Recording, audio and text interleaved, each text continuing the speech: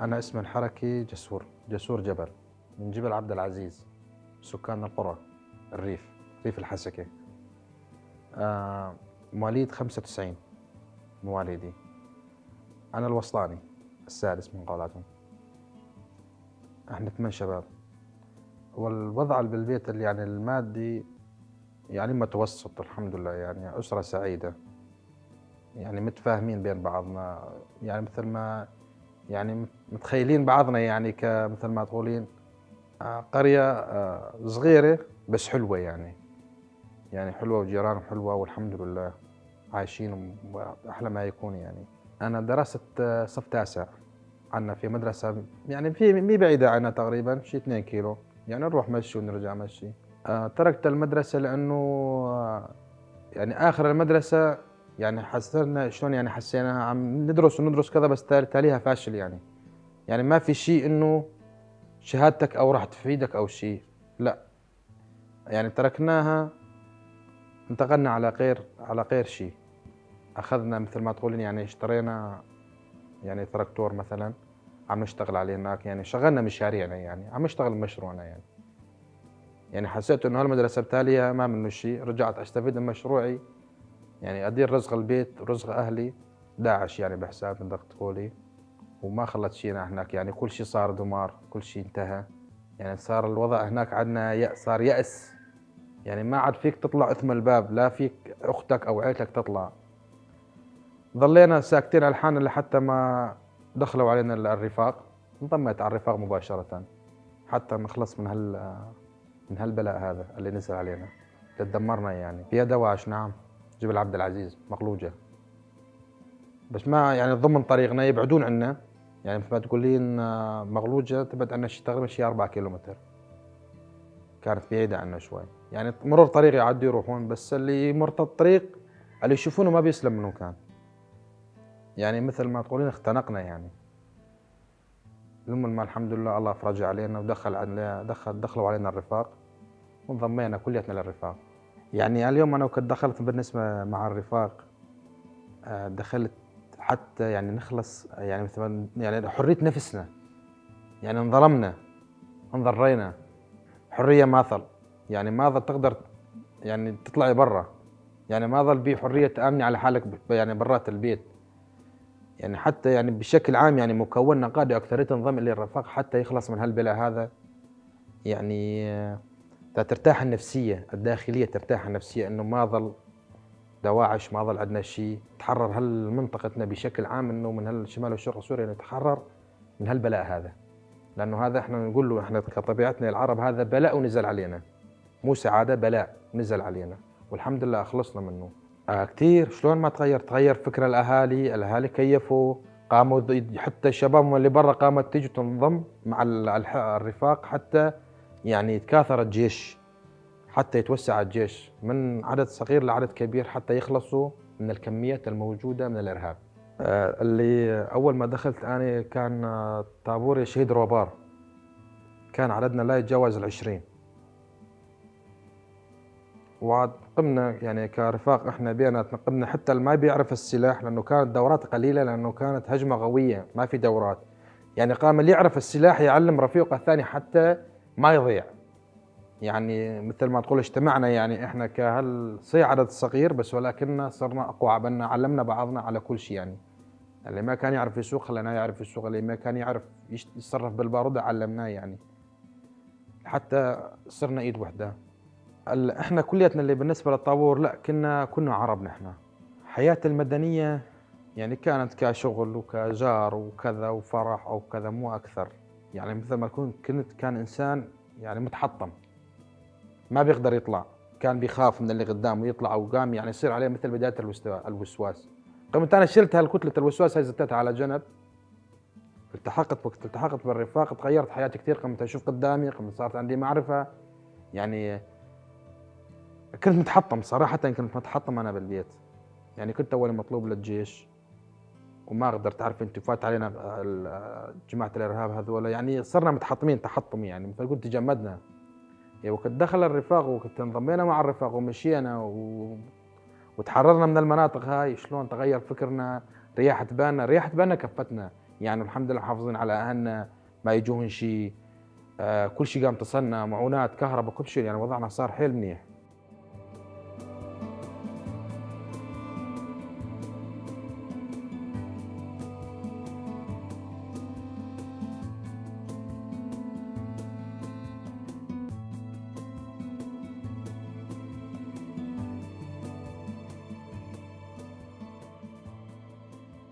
يعني أول ما بلشنا بالنسبة للحملات، بلشنا حملات تشاد وعناد. هاي كانت قديمة، يعني هاي على طريق الخرافي دير الزور بعد ال47، هاي معروفة يعني. تشاد وعناد يقول هاي أم المعز، يعني هاي أول ما فتنا بالحملات هاي.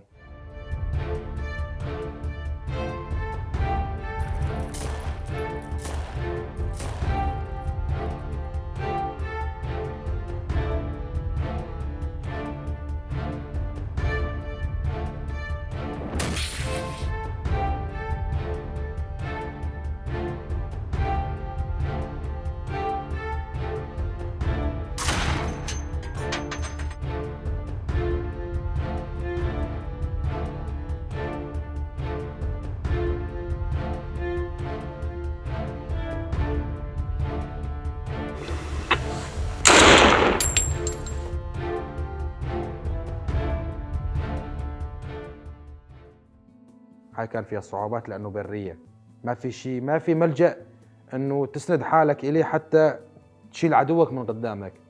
يعني شلون قلنا، يعني كنا نحن الرفقات والرفاق، يعني إنه صحراء في بيوت قليلة. يعني حتى ما تجاوزنا هذه المرحلة لورا ما رجعنا، لا الحمد لله بالعكس، صار عندنا تقدم.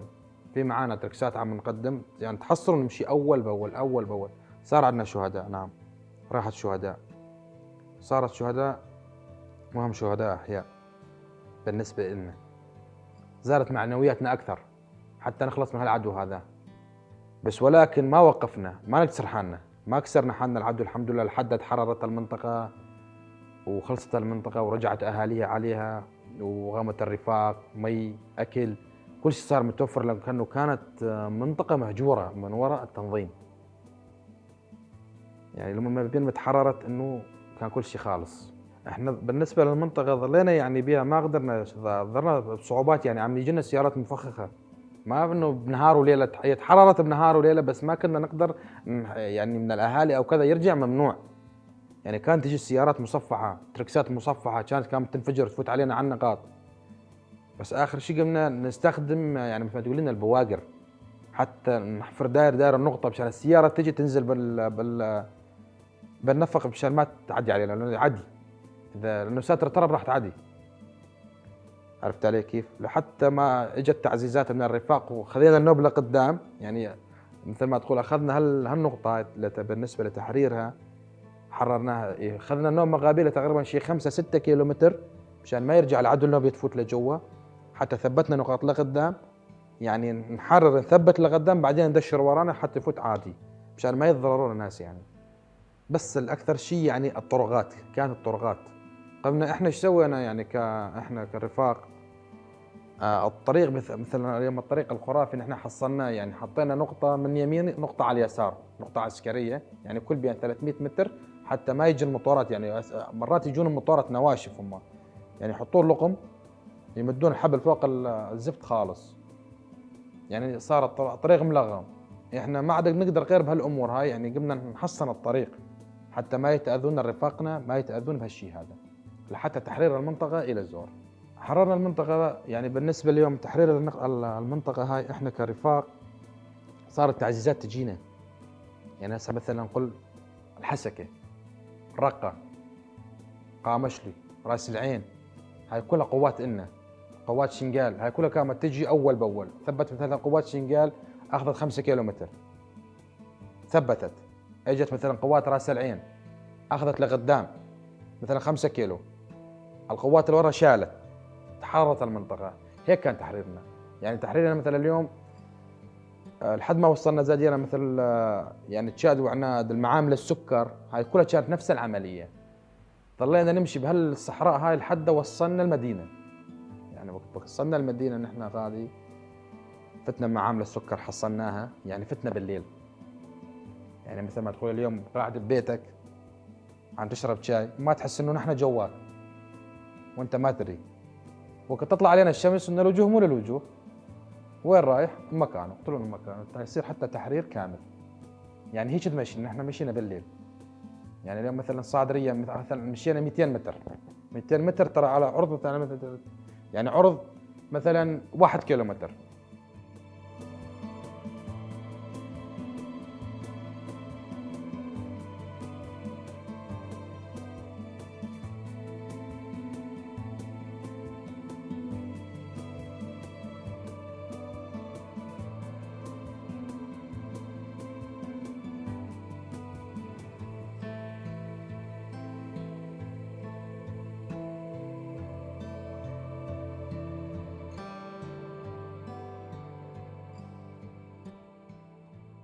ايه احنا شنو كان يعني كانت صادرياتنا بالليل. يعني مثلا نبلش اي ساعه، نبلش مثلا الساعه 2 3، معنا مجال 4 ساعات. يعني بهالاربع ساعات هاي لازم نحن مفايتين لقدام تقريبا مثلا مثبتين شيء 4 5 نقاط. يعني مثلا اليوم اذا كميه مثل ما اليوم كميه التنظيم اذا أنا ثقيله ما نقدر ناخذ زياده عشان ما يتضرر رفاقنا. يعني ناخذ كميه قليله. يعني على عرض مثلا خط جبهه، يعني هسه ناخذين مثلا عرض مثل 1 كيلومتر للجبهه ماشيين، يعني اول باول صادريات هيك لحتى تحرر دير الزور. بالنسبه للحملات والرفاق، اكثريه الرفاق انضمت. يعني كل منطقه بقى نفوت عليها الرفاق اللي هناك والرفقات ينضموا، لانه شافوا يعني الحكي تغير. لانه اول التنظيم اعطى خبر الناس انه بكره يجوكم الاكراد وكذا وكذا، خربوا سمعوا السمعه شنو تنقل بالناس ضدهم. إيه هنا شوي احنا شعبنا هنا واعي عم يشوف. يعني احنا اول هنا مناطقنا عنا اكراد قديمين، ضيعه وحده وقريه وحده وقعده وحده وتونيسه وحده، يعني ماخذين على الامور هاي. إيه لذلك ما اخذوا بعين الاعتبار اللي حطوهم اللي حكي اللي زرعوه التنظيم.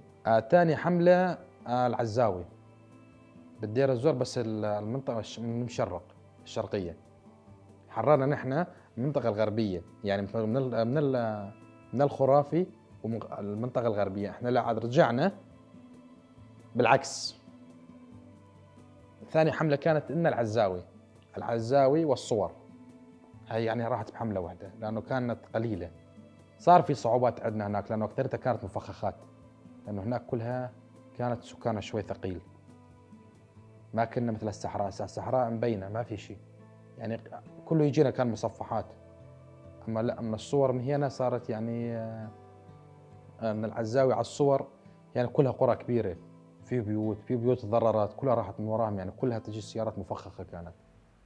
بس كنا نفس العمليه، ضلينا مقاومين لحد ما تحررت كمان.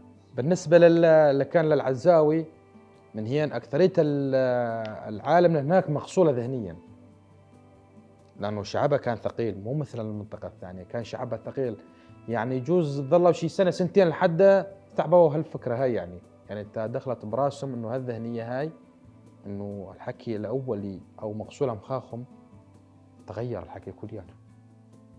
لا بالعكس، هالساعتين يعني صارت يعني انه اخذوا ذهني بعين الاعتبار. يعني اليوم الرفاق عم يساعدوا، عم ينظفوا، ما عم يظلموا الناس، ما عم يضر الناس، عم ينفع العالم، عم ينفع الشعب. يعني ما عندهم غير نيه، ما عندهم غير اي امور سلبيه، لا بالعكس. يعني عم يساعدوا يشوفون، عم يشوف قدام عينه. يعني انا كنت اولي مظلوم ومغسول مخي، هلا عم اشوف قدامي يعني التنظيف، كل شيء اشتغل عندك، كهرباء مي مازوت كله عم يجي لعندك.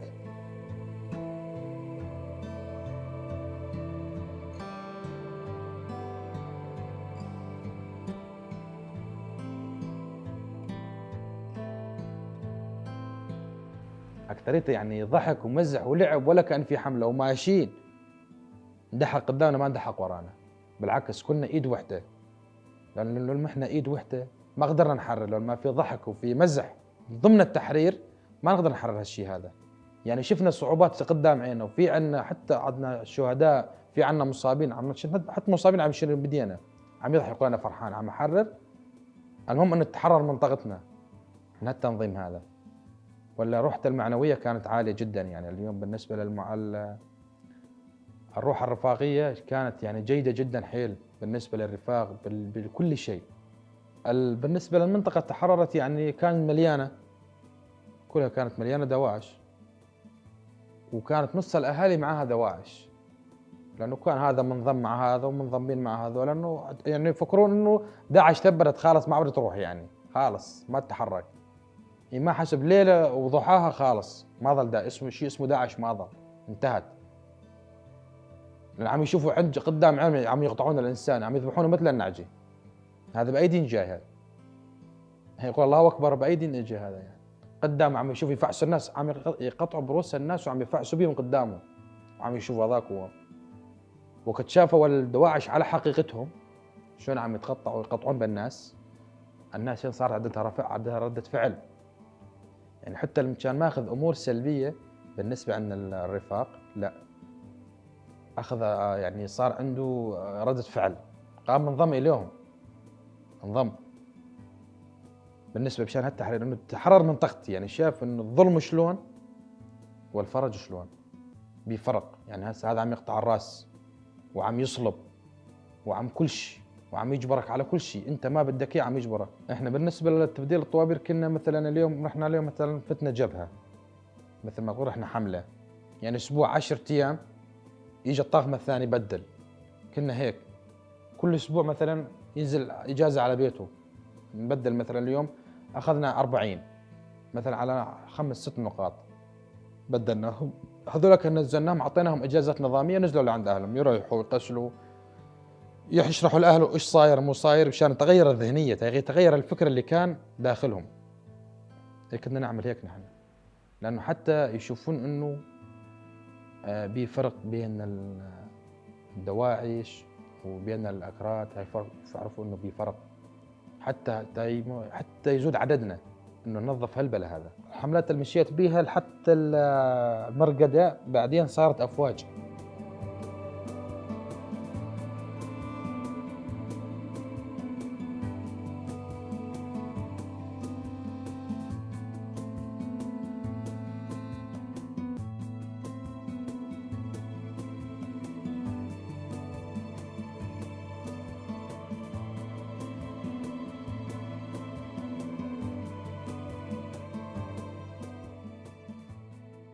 صرنا بإيالة مرقدة، معروفة يعني اسمها إيالة مرقدة. ظلينا بالإيالة هاي، انتقلنا بعد العزاوي بعد ما خلصنا من التحرير. هاي هناك يعني صفت نقطة مستراحة يعني للرفاق يرتاحوا، مشان ما يصير صعوبات عند الرفاق انه مثل ما قلت تنكسر عينهم يعني او كذا. لا، رياحة للجبهة، رياحة للرفاق، تزود معنوياتهم. حتى نخلص من مثلا المناطق اللي ظلت ورانا، يعني عرفت عليه. حتى نجي رفاق الأسايش، رفاق الشرطة العسكرية، مشان يشيلوا الخلايا النايمة الموجودة، لأنه بده يزرعون خلايا هم ورانا. لحتى ما شالوا هالخلايا هاي ظلينا لفترة. بعدين عادينا انتقلنا صرنا أفواج، صارت مثلا فوج فشهيد روبار. كنا أول طوابير صارت بصمة، قمنا هاي بصمنا عقد أول. نحن أول ما بصمنا ظلينا تقريبا شي شهر ونص. بعدين عاد انتقلنا، صارت عندنا حملة فجأة فورا، خبرونا قال في حملة، صرت سلاح ثقيل. كنا عددنا 20 واحد، يعني لحقنا طلبنا مثلا من القيادة انه سلاح ثقيل، سيارات، همرات، سلاح ثقيل. قمنا سوينا دورة عنا شي تقريبا شي شهر ضمن النقطة، انه نتعلم فك وكذا وتركيب، حتى ما صارت عندنا خبرة وقمنا نضرب، والحمد لله صار عندنا يعني معنويات عالية. طلعنا حملة. كانت الحملة هاي ثاني نهار بعد الدورة اللي اخذناها نحن بسلاحها الثقيل على أبو حمام. كانت سلاحنا اللي بعد ما جهزنا شلنا سلاحنا على أبو حمام، لفينا على أبو حمام. أول ما دخلنا كانت مليانة. أبو حمام كانت مثل ما تقول بداية الجهنم، لأنه أول فوتة عليهم. كان معانا أكثر شيء المستلمنا كان خبط الشعيطي، وكان كوميتانا أكثر شيء. يعني إنه هو ابن المنطقة، الزلمة ساعدنا لأنه هو انضم معانا، لأنه هو انضر أخوانه راحوا قطعوا أخوانه، ذبحوا أهله. كانت أبو حمام هاي كانت بها المذبحة أول قديما، إذا كنتم تعرفون سمعتوا بيها وكشاف المذبحة. أكثرية العالم انضمت لجاي خابات الشعيرطي هذا إنه أخذناه كدليل إنه انضم لنا، إنه انضر، يعني شاف الظلم وذبحوا إخوانه 7 ذبحوهم قدامه، يعني مثل ما بيذبح النعجة على مسباح واحد. عم شلون صارت معانا؟ عم تثبيت نقطة مثلًا، يعرف إنه ترى المنطقة هاي لمين، هاي إيش فيها، هاي إيش ما فيها، في خندق هون، ما في خندق هون، يعني صار عندنا استوعاب، مو مثل ما الجاي مو مثل اللي مثبت، يعني زاد إحنا كنا نستفيد من هالشي هذا حتى يزود ذكرنا مشان ما نروّح من رفاقنا، لأنه أكثرتها كانت يعني ما تحس إلا منين يطلع لك يعني كان، يعني داعش ما تحس بيطلع لك من هون والّا يطلع لك من هون والّا يطلع لك من هون، يعني ما صار تحرير المنطقة هاي إلا ما حد يعرف حدا، يعني مصفحات، من الجوامع، تكبير، بس كل هالشي هذا ما همّنا، بالعكس زدنا قوة وفتنا النوب أكثر، يعني لمّا تحررت المنطقة هاي ظلينا يعني لحين وحين، حتى تحررت المنطقة هاي وساعدتنا الأهالي هناك، زال في منه أهالي ساعدونا، إنه هذا مثلًا كان كذا، مثلًا هذا كان أمير، هذا كان حسبة، هذا كان كذا، ما خلّينا، لمن ما نطفت المنطقة هاي مضبوط، في كان مستودعات الهمة، يعني فجأة نفوت على سحابات تنفوت بها للرفاق نلاقيها معامل ذخاير إلهم، كانت مصفحات عم يشتغلوا فيها، كان كل شي عم يشتغلوا فيها هناك أبو حمام بدايتها، لمن ما تحررت المنطقة شلنا نظفناها كامل، نظفنا هالأرقام، نظفنا ما خلّينا شي.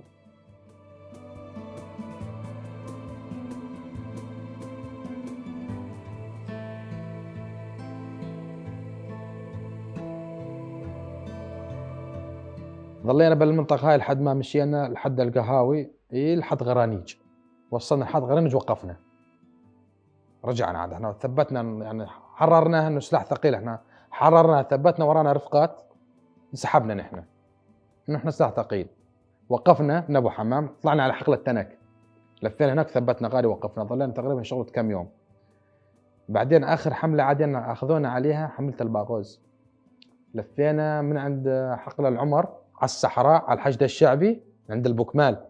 نزلنا نزول من هنيك، ثبتنا هناك، ظلينا تقريبًا هناك شي 10 أيام، هناك مدينة أشباح بالفعل مدينة أشباح كانت هناك، يعني شلون مدينة أشباح؟ هناك كلها سجن رمان، ما بتشوفي قدامك، شجر، يعني ما تفوت من شجر طبًا تلاقي قدامك بيت، بيوت ما تشوفين قليل بس تشوفين رؤوس البيت، كانت كلها شجر. هذول شلون كانوا الدواعش هناك يتختلوا جو الأشجار، رفقات قناصين. إنه مشان يشوفوا قدامنا لأن القناص مو مثلنا نحن لأنه كله شجر، قمنا عادي أنا أول بأول زاد كالعملية هاي ظلينا نمشي يعني من هال10 أيام هاي ظلينا مشينا يمكن مشينا تقريبًا شغل 300 متر، ما قدرنا أكثر، لأنه كلها شجر كانت وكلها ملغمة، يعني كانت قدامنا تركس مصفّح عم يمشي إحنا نمشي وراه، يطق من قدامه يشيل شجر ما في طرقان، يعني الطرقان الرئيسية ما نقدر نمشي بيها كان يمكن طريقين أو 3 ما نقدر نتحرك بيهم لأنه كلها ملغمة.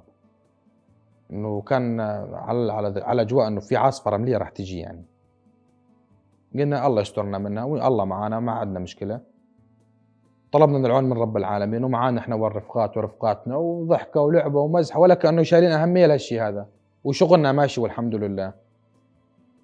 وقفنا تقريبًا صارت هدنة بيننا وبينهم أسبوع، كان في هدنة. أنا قمت واحد من رفقاتنا تصاوب كان شوفير همر، تصاوب رفيقي، رفيقي كان شوفير همر، كان وقت ينزل يعني يعطي أكل للجبهات كلياتها ذخيرة، أكل وذخيرة دخان، يعني كانت معنويات الرفاق هناك لأنه ما نقطعناهم بالنسبة للجبهات، كل شيء إلهم، كل شيء يطلبونه عم نجيبه لهم بالخاص بالجبهات، حتى يكون معلوماتهم عالية، بالعكس يكون الرفيق ما نخلي رفيقنا نحن جوعان أو تعبان أو كذا لأ، ندعمه، ظل معنوياته عالية. داس على لقم بالأرض مو منتبه له وطق بيه مسكين رفيقي.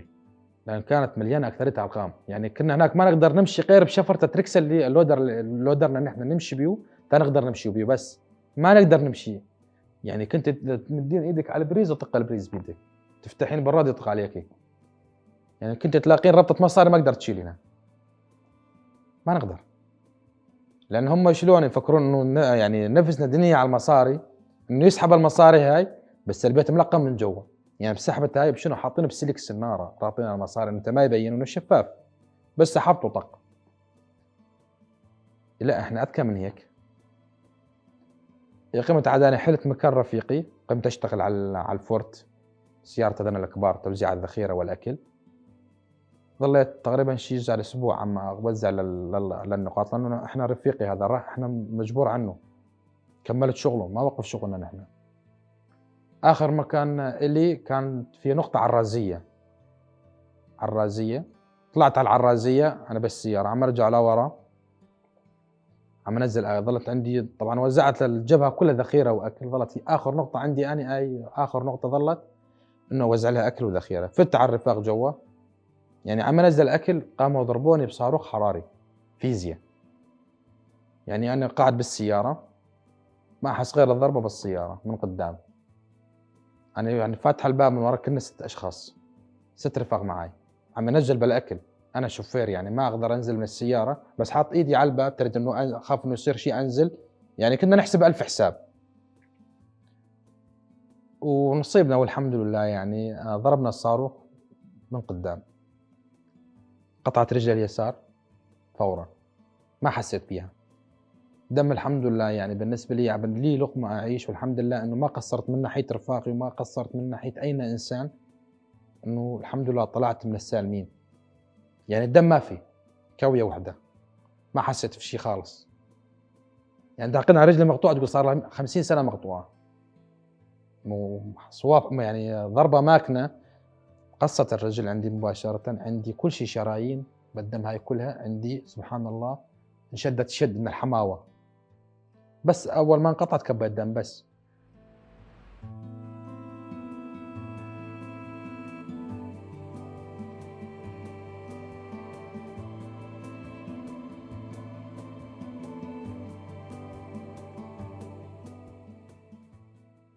صارت عندنا يعني كانوا هم متقبّين يعني مثل ما يقول خاتلين لإنه يعني ينتظروا نقطة مناسبة حتى يصير هجوم.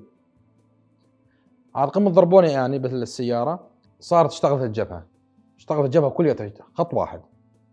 قاموا والرفاق، قمت أنا نزلت حالي من السيارة اللي أنا بيها، سحبت حالي تقريبًا شي 50 متر، أنا صاحي واعي والحمد لله والله مثل ما أنا قاعد هلأ. سحبت حالي تقريبًا شي 50 متر، بس ما عاد أقدر، صار جسمي يعني ارتفعت درجة حرارتي. لمّا يعني قطّوا الرفاق شوية علينا، إجت رفعنا تكميلة نظامية، إجا طيران صار في ضرب، فاتوا عاد تقريبًا ضلينا شي 20 دقيقة 25 دقيقة تحت الانحصار. لمّا ما فات السلاح الثقيل الرفاق اللي عندنا فاتوا علينا، حتى شالوا لنا الرفاق، أخذونا من الباقوس جابونا على حقل العمر، كان في نقطة عندنا هنيك، نقطة إسعافية، يعني حتى ضمّموا جرحي وأعطوني إبر وعلقوا لي الشرب لمّا جيت على مشفى ساري. الحمد لله ظليت يعني كان وضعي حيل ممتاز، يعني كان اللي ييجي يزورني أضحّك عليه كان عم يغمى عليه، أنا أقوم أضحك عليه أقول له الله يعني إلي لقمة أعيشها. الحمد لله ما قصّرت إنه مع رفاقي وقصّرت أو شي، هذا عملي، هذا مطلوب مني أنا. يعني إذا ما أنا ضحيت بهالشي هذا ما تحررت مناطقنا، أنا ورفيقي والثاني والثاني والمستشهد منين انحرتت منين دخل ليها لما إحنا فتنا وضحينا ما حد ما ظل لهلأ ما كان ظل حدا يعني، بل ما إنه فتنا الأمر هذا والحمد لله إنه نظّفنا بشكل عام، وإلنا نصيب الحمد لله، أكلنا نصيبنا الحمد لله، وبالعكس أنا متفائل بإصابتي ومفتخر. يعني ضليت تقريبًا شي سنة حتى ما يطيب الجرح. قاموا بعدين الرفاق خبّروني بيت صرت عليه من الجرحى انقلوني على بيت جازي، صرت جازي يعني أنا هلأ صرت جازي. عمي خبروني رجع يعني مثلًا الرفاق يعني ييجوا لعندي للبيت عم يطلبوا مثلًا إيش لازمك، مو إيش لازمك، تداوي كذا، ما قصّروا من ناحيتي الحمد لله، ما قصّروا من ناحية الرفاق بشكل عام يعني. صار موعد الأطراف عاد خبّروني قال تيجي مشان نركب لك طرف. ركّبنا تقريبًا شغلة أسبوع الحمد لله، ضليت تقريبًا شي شهر تحت الممارسة مشان المشي الحمد لله، صرت أمشي طبيعي ولا كأن في شي. ولا أهلي ولا جيراني ولا إخواني يقول لأ إحنا متفائلين بهالشي هذا، هذا فخر إلنا.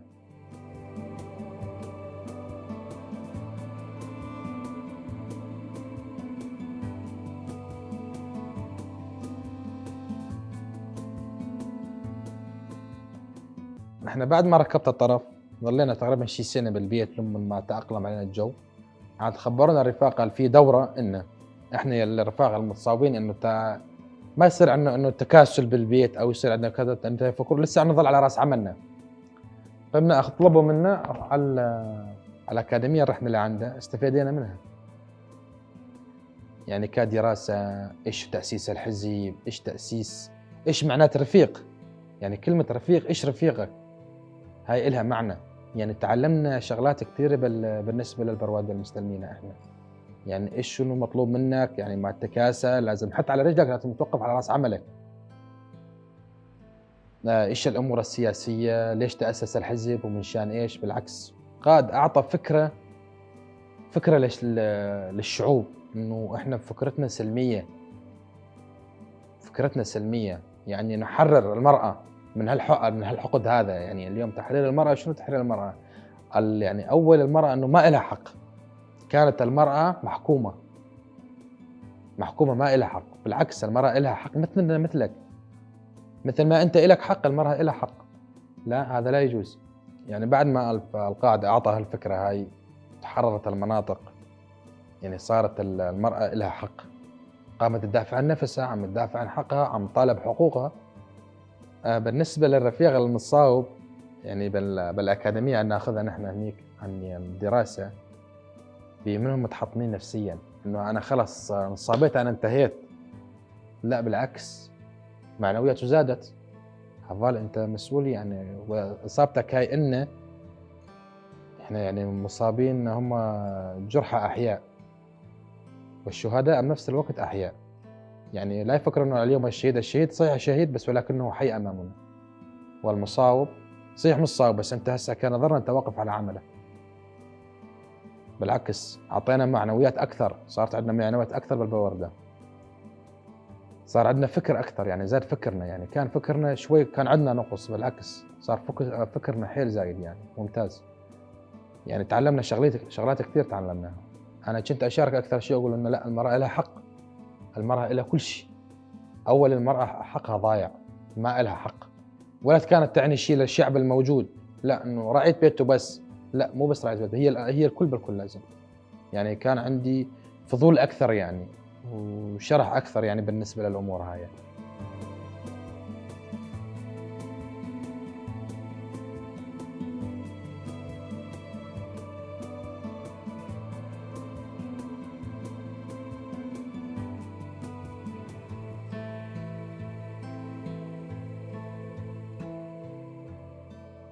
إحنا خلصنا الدورة، ظلينا تقريبًا شي 40 يوم خلصنا الدورة، طلعنا من الدورة مبسوطين متكيفين. يعني تغيّر ذكرنا، فهميتنا تغيّرت، بالعكس صارت عندنا استوعاب أكثر، تغيّرت ذهنيتنا أكثر. يعني أكثرية من الرفاق اللي ييجوا فورًا على العمل مباشرةً يعني كان متحطم كان يشتغل. يعني بعضهم كان صار معه إنه وسواس إنه من ناحية المرض وكذا انشال فكريًا، يعني من هالنقطة هاي انشالت حتى يشفى حتى يطيب. يعني إنه أنت لسه عليك حي يا أخي، ما أنت يعني إصابتك ما حطمتك. عاد إحنا تخرجنا عادي، أنا جينا على بيت الكازيين، خرجونا مباشرة على بيت الكازيين اللي جاي بعد ما خلصت الدورة. مثلًا يطلبون منا اليوم مثلًا الفدراسيون مسيرات بالمنطقة المخالفة الفلانية، إحنا وعيالنا وأهلنا ورفقاتنا والكل يشارك بهالشي هذا. يعني مشان كل الدنيا تشوف، كل الدنيا تعرف، كل الناس تعرف. يعني إنه هالفكرة هذا مو غير فكر هم يعرفوه. يعني نتمنى إنه نشوف القائد بيناتنا، ونتمنى إنه يطلع من هالمكان الموجود بيه هو، ويقف بين هالشعب هذا الموجود. والشهداء أحياء لا يموتون.